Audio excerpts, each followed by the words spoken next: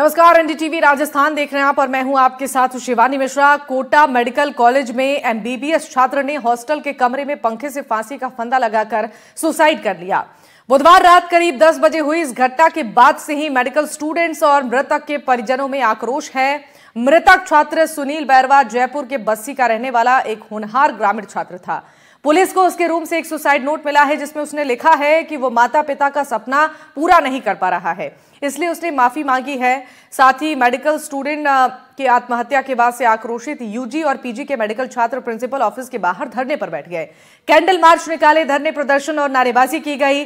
Medical छात्र नारेबाजी करते हुए कोटा कलेक्ट्रेट पहुंचे। दोषियों को निलंबित करने और मृतक छात्र के परिजनों को मुआवजा देने की मांग की गई। इस दौरान दलित बैरवा समाज के लोग भी इस प्रदर्शन में शामिल हुए। मृतक छात्र के परिजन भी कॉलेज प्रशासन के खिलाफ लगातार कार्रवाई की मांग कर रहे हैं। परिजनों ने पुलिस को बताया कि Kota medical college management Sunil Bairwa को परीक्षा में शामिल नहीं होने दे रहा था। पिता कजोड़मल ने बताया कि सुनील ने नीट परीक्षा उत्तीर्ण करके साल 2019-20 में कोटा मेडिकल कॉलेज में प्रवेश लिया था। पहली परीक्षा में कॉलेज प्रशासन उसे फेल कर दिया तो आरयूएचएस में केस दायर कर कॉपी की जांच करवाई। 7 से 8 महीने बाद जब दोबारा रिजल्ट जारी हुआ तो उसने सेकेंड ईयर की परीक्षा पास कर ली। थर्ड ईयर में उसे नकल करने की बात पर पकड़ा गया, जिसके बाद उसकी 2 परीक्षाएं रद्द कर दी गई। पिछले 1.5 साल से वो कॉलेज से बाहर था। जब उसने कॉलेज जाकर प्रशासन से बात करी तो उसे प्रताड़ित और अपमानित करके उसे भगा दिया गया। कॉलेज प्रशासन की प्रताड़ना से बेटा टूट गया और उसने यह कदम उठाया। पिता का यह कहना है कि हमें न्याय मिले और आगे दूसरी किसी छात्र के साथ ऐसा ना हो। पिछले 3 महीने से वो इस कारण से अवसाद में चल रहा था। अपनी बात में इसी मुद्दे पर आज हम चर्चा करेंगे कि सपनों की उड़ान जान लोगों की क्यों ले रहा है।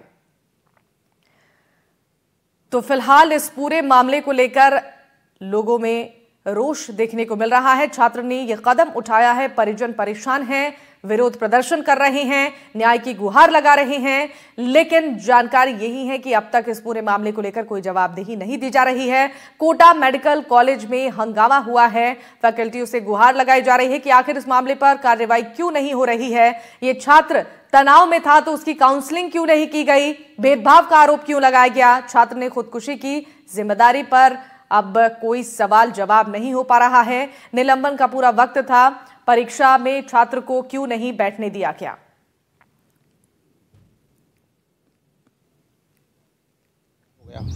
जब ये कॉलेज में गया और कॉलेज में जाकर के बातचीत इसने की तो कहाँ मर गया था, क्या हुआ था, क्या नहीं हुआ था, ऐसे ऐसे प्रताड़ित करे कॉलेज वालों ने।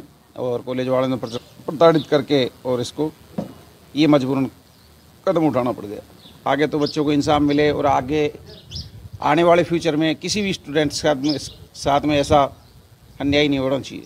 सर मेरा छोटा भाई है, साथ खाना खाते थे सर यहाँ कॉलेज में सभी बच्चों के साथ समान व्यवहार नहीं है सर, बिल्कुल भी। वो बच्चा पहले भी कोई चीटिंग के चक्कर में उसको 2 साल की ब्रेक लगाई। कल परसों मिलने गया था सर उनसे, उनको गाली वाली देके सर भगाया गया है। मेरा सर यही कहना है कि सभी बच्चों के साथ समान व्यवहार किया जाए। किसी का फ़ोन करवा दें, किसी के पापा टीचर है, कोई नेताओं का फ़ोन करवा दें, उनके नंबर बढ़ा देते हैं सर। गाँव से सरकारी स्कूल से आते हैं हम लोग सर, तो प्लीज़ मेरा तो यही संदेश है, इन लोगों को यही बोलना है कि प्लीज़ सबको समान व्यवहार से रखना चाहिए। अगर आप उनके नंबर बढ़ा रहे तो कम से कम इनको एग्जाम में तो बिठा लो।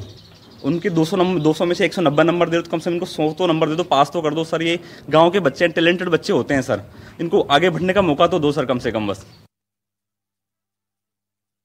मुझे पूरी घटना से मैं खुद विचलित हूँ और भविष्य में इस तरह की घटना की पुनरावृत्ति ना हो, हम क्या क्या कर सकते हैं इसके बारे में मंथन करके आज मैं सभी एचओडीज़ के साथ मीटिंग करके उनके फीडबैक लेके कि हम किस तरह से, क्योंकि ये इस समय की स्थिति ऐसी है कि बच्चे बहुत जल्दी अवसाद में आ रहे हैं, तो उनको 1 to 1 कैसे कनेक्ट किया जाए, उनकी मन की स्थिति कैसे पता लगाई जाए, किस तरह से हम टीचर्स उनके संग कनेक्टेड रहे, वो उस पर कार्य करने का पूरा प्रयास रहेगा।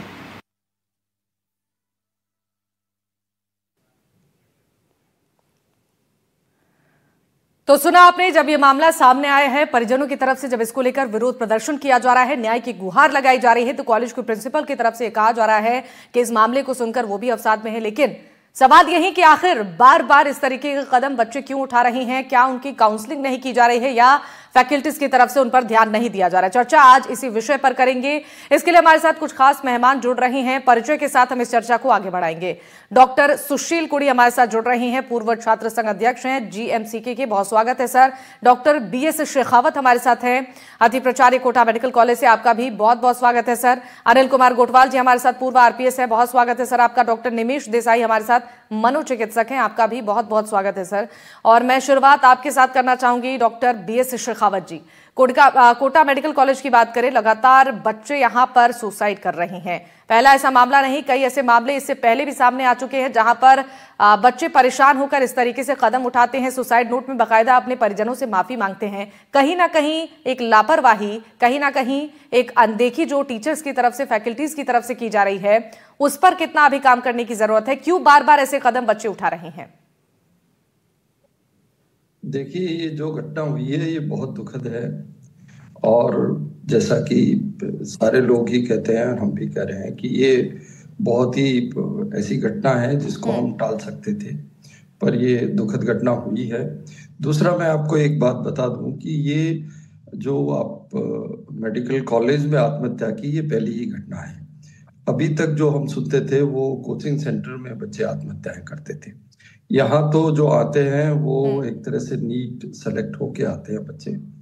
ये जो पर्टिकुलर बच्चा जो इसमें कई तरह की तथ्य सामने आ रहे हैं और कई चीजें हैं जो जांच का विषय है कि इसमें कौन किस बात में कितना तथ्य है। इसके लिए तुरंत ही कॉलेज प्रशासन ने इसके लिए एक जांच कमेटी का गठन उसी दिन कर दिया था और उस जांच कमेटी को सारे तथ्य सौंप दिए गए हैं और ये सारे तथ्यों की जांच करेंगी और इसमें कौन कितना जिम्मेदार है इसकी जिम्मेदारी तय की जाएगी।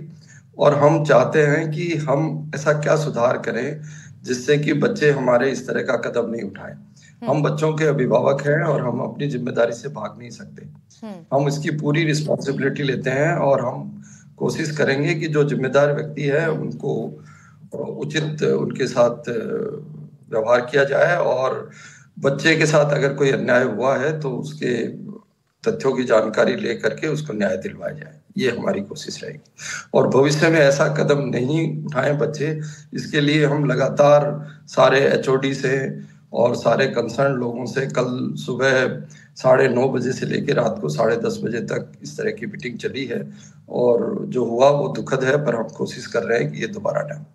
बिल्कुल डॉक्टर शेखावत, आपने कहा कि पहला मामला कोटा मेडिकल कॉलेज से सामने आया। बिल्कुल सही बात आपने कही, लेकिन सर काफी लंबे समय से ये छात्र यहाँ पर प्रताड़ित था, परेशान था, उसे परीक्षा से वंचित रखा गया, चीटिंग का उस पर आरोप लगाया गया, 1.5 साल के लिए उसे निलंबित किया गया। इतने लंबे समय से छात्र परेशान था लेकिन कोई सुनवाई नहीं, कोई काउंसलिंग नहीं। अगर बच्चा इस तरीके का कदम उठा रहा है तो इसके लिए जिम्मेदार कौन है? अब देखिए, इसमें जो प्रारंभिक तथ्य सामने आए हैं कि ये बच्चा जो था परीक्षा में मोबाइल के जरिए नकल करता हुआ पाया गया था। तो इसको डिबार जो किया वो यूनिवर्सिटी ने किया है और यूनिवर्सिटी ने इसको 1 साल के लिए डिबार किया गया। अब बच्चे के जो मित्र हैं उनका ये कहना है कि वो उस दिन किसी विभाग में, फॉरेंसिक मेडिसिन विभाग में गया, वहां ये कहा जा रहा है कि उसको रोका जा रहा था, उसको परीक्षा नहीं दी जा रही थी। हमने फॉरेंसिक मेडिसिन विभाग से भी जवाब तलब किया है। उन्होंने कहा है कि ऐसा नहीं है कि उसको एलिजिबल नहीं किया गया था। उन्होंने भी तथ्य पेश किए हैं जो जांच कमेटी देखेगी कि किसमें कितनी सच्चाई है कि बच्चे को एलिजिबल कर दिया गया था और अभी उसकी परीक्षा थी ही नहीं, अभी परीक्षा के फॉर्म ही नहीं भरे गए थे। तो परीक्षा से नहीं देने की बात तो उचित जाननी पड़ती है। ठीक है, फिलहाल तो इंतजार करना होगा कि अभी जांच पड़ताल में क्या तथ्य निकलकर सामने आते हैं। डॉक्टर सुशील, कोटा में छात्र लगातार सुसाइड कर रहे हैं, मामले इसके बढ़ते जा रहे हैं। फिलहाल जो इस तरीके से छात्र प्रताड़ित था, परेशान था, 1.5 साल के लिए निलंबित उसे कर दिया गया था, परीक्षा में उसे बैठने नहीं दिया जा रहा था। एक मेंटल प्रेशर बच्चों पर इस वक्त परीक्षा को लेकर है, तमाम तरीके की परेशानियां बच्चों के सामने होती है लेकिन सपोर्ट नहीं मिल पा रहा है। एक बड़ी समस्या इस वक्त की छात्रों को सुना नहीं जा रहा, समझा नहीं जा रहा। क्या एक ये भी कारण है कि ऐसे मामले बढ़ रहे हैं? जी मैम, मैं बताना चाहूंगा आपको सबसे पहले ये जितने भी मेडिकल कॉलेज है ना, इनमें सबसे बड़ा दिक्कत क्या होती है कि बच्चा अगर फेल हो जाता है, जैसे मान लो कोई बच्चे हैं, कोई हिंदी मीडियम से आए, कोई इंग्लिश मीडियम से आए, कोई रूरल बैकग्राउंड से आए, कहीं से भी आए, जो नीट पास करके आए, इसका मतलब वो बच्चे तो अच्छे हैं। नीट का एग्जाम पास करके आए, इसका मतलब वो बच्चे तो अच्छे हैं, लेकिन वो इस सिस्टम के सामने आके लाचार हो जाते हैं। मैं इसका आपको बताऊंगा कि जैसे मान लो मेडिकल कॉलेज में कोई बच्चा आया, वो फेल हो गया इन द सेंस, उसके बाद में उस मेडिकल कॉलेज के प्राचार्य को भी ये पता नहीं होता कि कितने बच्चे किस बैच में फेल हुए हैं और वो कहाँ जा रहे हैं, क्या कर रहे हैं। जब 6 महीने का उनके क्या होता है, मेडिकल कॉलेज में एक तो सप्लीमेंट्री एग्जाम लगता है, उसके बाद में अगर सप्ली में पास नहीं होता है तो वो ईयर बैक में लग जाता है। तो उस बैच बच्चा जब ईयर बैक या सप्लीमेंट्री में आता है तो उसको पता ही नहीं होता है कि किससे मिलना है, किसके पास जाना है, या जो भी टीचर्स के पास अगर वो जाता भी है ना कि अपनी प्रॉब्लम्स लेके कि सर मैं अब की बार इंप्रूव करने की कोशिश करूंगा, तो टीचर्स उनसे सीधे मुंह बात ही नहीं करते। ये मैं रियल बता रहा हूँ, मेडिकल फ्रेटर्निटी की जो टीचर्स हैं जो ढंग से सीधे मुंह बात नहीं करते। मैम मैं छात्र संघ अध्यक्ष था, मैंने बहुत सारे मुद्दे उठाए थे उस टाइम, तब मैंने देखा था रियल में जो गांव वाले बच्चे आते हैं वो बेचारे टूट जाते हैं अंदर से, उनको जब एग्जाम में नहीं बिठाया दिया जाना था। अगर जो बच्चे हैं वो फेल तो होगा ही, हो जाता है, कोई ना गलती हो जाती है, जब वो कॉलेज में नया नया आता है, चीजें समझ में नहीं आती, उसके फेल हो जाता है। उसके बाद में वो सिस्टम क्या करता है, उनके लिए सिस्टम को पता ही नहीं है कि कौन से बैच में कितने बच्चे फेल हैं, वो बच्चा फेल हो गया, वो कहाँ जा रहा है, क्या कर रहा है, कैसे अवसाद में है, उनकी कोई काउंसलिंग नहीं है। अगर वो बच्चा हिम्मत करके किसी टीचर से मिलने भी जाता है तो टीचर उनसे सीधे मुंह बात नहीं करते, उनको भगा देते हैं कि तू इसी लायक है या तू ऐसी लायक है। तो मैडम इसका है ना पूरा जिम्मेदार, आप मानो या ना मानो, कोई भी फैक्टर हो सकता है, लेकिन सबसे बड़ा फैक्टर सिस्टम की लाचारी है, पूरे मेडिकल फ्रेटर्निटी की लाचारी है। और ये सिर्फ कोटा मेडिकल कॉलेज का ही नहीं है, ये सारे जितने भी मेडिकल कॉलेज है ना उनका सबका इश्यू है मैडम ये। जब बच्चा, मतलब आप ये सोचो कि गवर्नमेंट स्कूल का बच्चा, हिंदी मीडियम स्कूल का बच्चा नीट पास करके, इतना बड़ा समुद्र पार करके वो नीट का एग्जाम करा करके मेडिकल कॉलेज में एंटर होता है, तो उसमें कुछ तो टैलेंट होगा ना। बिल्कुल, बिल्कुल। उसके बाद में वो फेल होता है। अब फेल होते हैं तो हम, अगर मैं स्कूल में फेल होता हूं तो मेरे घर वाले मेरे को डांटते हैं या मेरे घर वाले मेरे की केयर करते हैं, और हम मानते हैं कि मेडिकल कॉलेज में जो टीचर्स होते हैं वो सारे के सारे पेरेंट्स की तरह काम करते हैं, लेकिन ये पेरेंट्स का तो 1% रोल नहीं निभाते, उस बच्चे से सीधे मुंह बात तक नहीं करते मैम ये। बिल्कुल, बहुत सही बात कही आपने कि सिस्टम ही फेल है तो बच्चे क्या पास होंगे। अनिल जी, आपसे जानना चाहेंगे, सिस्टम की जो लापरवाही उसके भेंट अब बच्चे चढ़ रहे हैं, घरों की चिराग बुझ रही हैं, बच्चों की समस्याएं कोई सुनने वाला नहीं। अभी जो परेशान परिजन हैं, जो अपने बच्चे को खो चुके हैं, इस वक्त जो उनकी लाचारी है, गुहार लगा रहे हैं कि जल्द से जल्द न्याय उन्हें मिल पाए। कोई सुनवाई नहीं हो पा रही है, कोई कार्रवाई नहीं हो पा रही है। परिजन कहाँ जाएंगे, छात्र कहाँ जाएंगे? शिवानी जी, ये बहुत बड़ा मुद्दा है और संवेदनशील मुद्दा है कि एक हमने डॉक्टर खोया और किसी का पिता का एक बेटा खोया है। बिल्कुल। इसके संबंध में जब आज ये चर्चा का विषय आया था तो मैंने पता किया, तो आप ये देखिए कि कोटा में जो कोचिंग स्टूडेंट है और ये स्टूडेंट मिला के ये 7वां है इस साल का, अभी मार्च भी पूरा नहीं हुआ, बिल्कुल 7वां उदाहरण है जिन्होंने सुसाइड किया है। और हम पूरे देश की बात करें, ये डॉक्टर साहब अभी बता रहे थे कि ये पहला उदाहरण है, पहला नहीं है।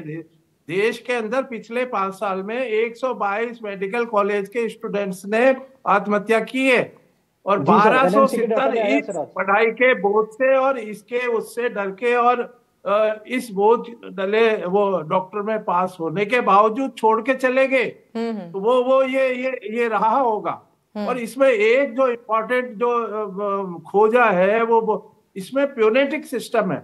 जैसा कि अभी बताया कि नीट परीक्षा इतनी वो उस लेवल की तैयारी करके पास करके आता है और सिर्फ टीचर्स, अभी ये कह रहे थे कि RUHS ने बैक लगाया, अबे बैक के लिए जो रिपोर्ट करेंगे या और जो कुछ करेंगे वो वहां के टीचर्स करेंगे।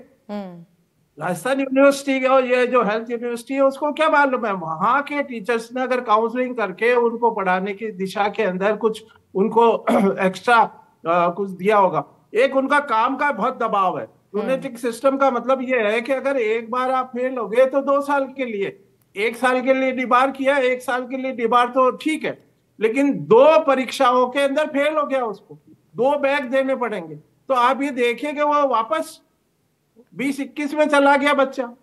तो जब वो नीट करके आया तो ये प्यूनेटिक सिस्टम जो मेडिकल कॉलेज में है, या ये राजस्थान का नहीं कह रहा हूं मैं कि ये इसी मेडिकल कॉलेज का, ऑल इंडिया का है। तो ये सिस्टम में कहीं ना कहीं सुधार की आवश्यकता है। इस बात को कोई उठाता नहीं है, ये कैसे उठाए या इसमें क्या वो है, तो ये उठाने की आवश्यकता है। नंबर 1। नंबर 2, अवसाद के अंदर बच्चा था, ये सबको मालूम है। उसके पिताजी को भी इंफॉर्मेशन है, उसके परिवार, तो उसके प्रति सिंपैथी होनी चाहिए थी। बिल्कुल। और एक जो ये जागरूकता का है, ये कंटिन्यूस प्रोसेस है। बच्चे इस प्रकार की जो हरकतें कर रहे हैं तो उनका जो मानसिक दबाव है वो देख के परिवारजन को, साथियों को, इनको सबको, और ये काउंसलिंग जो होती है कि भाई काउंसलिंग तो आजकल हर इंस्टीट्यूशंस में होती है, बिल्कुल। तो ये इन्होंने क्यों नहीं की? और जब वो बार बार ये कह रहा है तो उसके साथ जो व्यवहार है, अभी व्यवहार के बारे में अभी बता रहे थे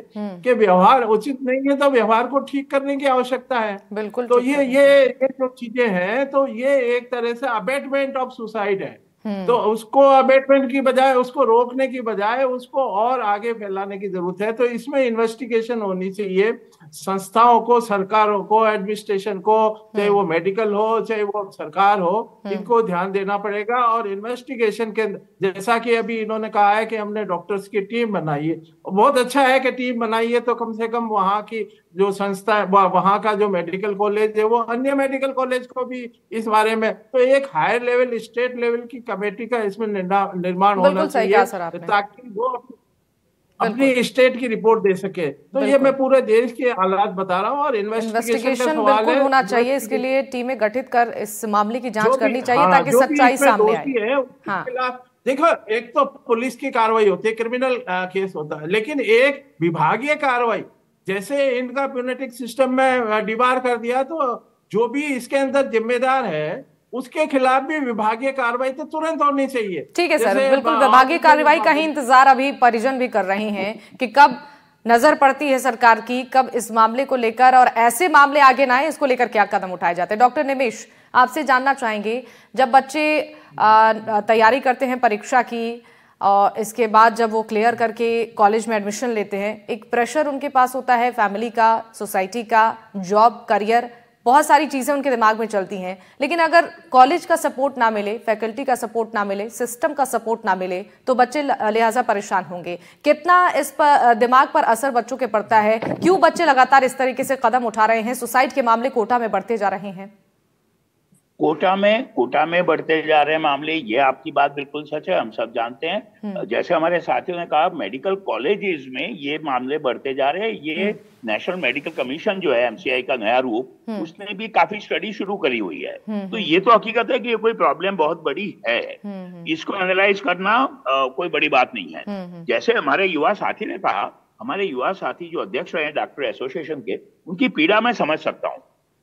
जो मिसमैच है सिस्टम के और व्यक्ति विशेष के बीच, भाई कोई गांव से आया, कोई कस्बे से आया, वो इंटेलेक्चुअली, बौद्धिक रूप से मार्क्स अचीव करके एडमिशन ले लिया, लेकिन जो इमोशनल एडजस्टमेंट है वो अगर नहीं हो पाती है। एक बात है आपके ध्यान पे और सब दर्शकों के ध्यान रखाऊंगा, कुछ सालों पहले हमारे डॉक्टर शेखावत जी और हमारे फील्ड में सिर्फ महत्व होता था, आप सब जानते हैं, आईक्यू का, इंटेलिजेंस क्वोशंट। अब महत्व आ गया है ईक्यू और एसक्यू का, emotional quotient and social quotient.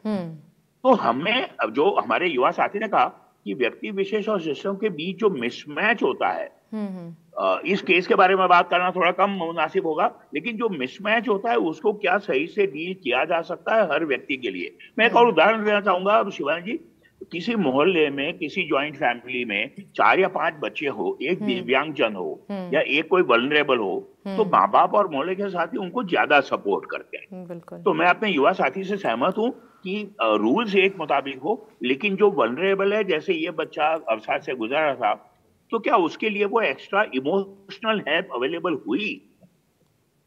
सवाल ये है। मुझे विश्वास है शेखावत साहब शायद दोस्त हैं, शेखावत साहब और प्रिंसिपल मैडम ने जो कहा वो इस केस के लिए तो जरूर करेंगे, लेकिन कोटा मेडिकल कॉलेज, राजस्थान या पूरे देश या विश्व भर की बात, एक बड़ा सा परिप्रेक्ष्य शिवानी जी और गौर करें हम सब लोग। मैं आपके साथ भी और बाकी कितने स्टेट चैनल्स पे, नेशनल चैनल्स पे हम आज के बात करते रहते हैं।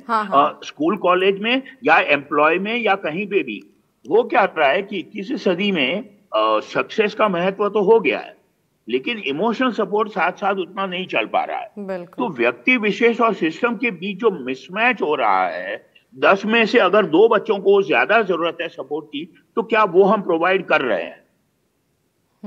बिल्कुल सही कहा सर आपने। मैं रोकना चाहूंगा आपको। इमोशनल सपोर्ट नहीं मिल पाएगा तो बच्चे इस तरीके से कदम उठाएंगे, चूंकि वो असहाय फील करते हैं वहां पर, उन्हें जरूरत होती है कि उन्हें समझे, उनसे बात करें, उनकी जो परेशानी है उस पर काम किया जाए। कुछ कहना चाह रहे थे डॉक्टर सुशील? एक मुद्दा और कहना चाहूंगा। काउंसलिंग शब्द जो है ना, एक काउंसलिंग, हर एक चीज को हम काउंसलिंग कह देते हैं। हाँ।